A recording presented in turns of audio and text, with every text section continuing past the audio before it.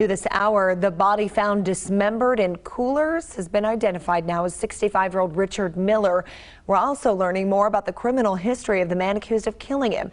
The 8 News Now I-team broke this story of Eric Holland's arrest last week. Trucks Holland was driving contained the coolers with Miller's body parts. Bianca Holman joining us now in studio. Holland appeared before a judge on the murder charge. Bianca?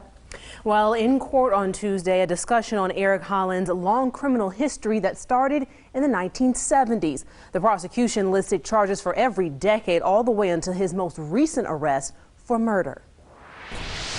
Eric Holland was escorted into the courtroom in chains with 4 officers and his public defender. This court appearance was his justice court arraignment on murder. The state requested no bail because of his long criminal history spanning 4 decades, which ranged from embezzlement to assault. The state also highlighted the gruesomeness of the case, which the 8 News I-team learned about from Metro Lieutenant Ray Spencer.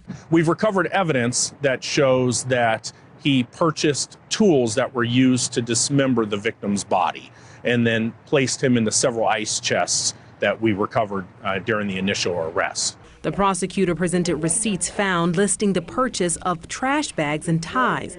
They also shared a picture of Holland in a Home Depot with a saw in his shopping cart. Judge Harmony LETIZIA made a decision regarding his custody. So for today's purposes, Mr. Holland is going to remain held without bail.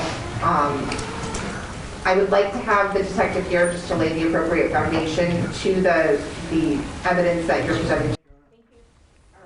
And no word yet on why Holland allegedly killed Richard Miller. What we know right now is that Miller was an acquaintance of Holland. Holland will be back in court on Tuesday where bail will be discussed. Bianca Holman, live, local now.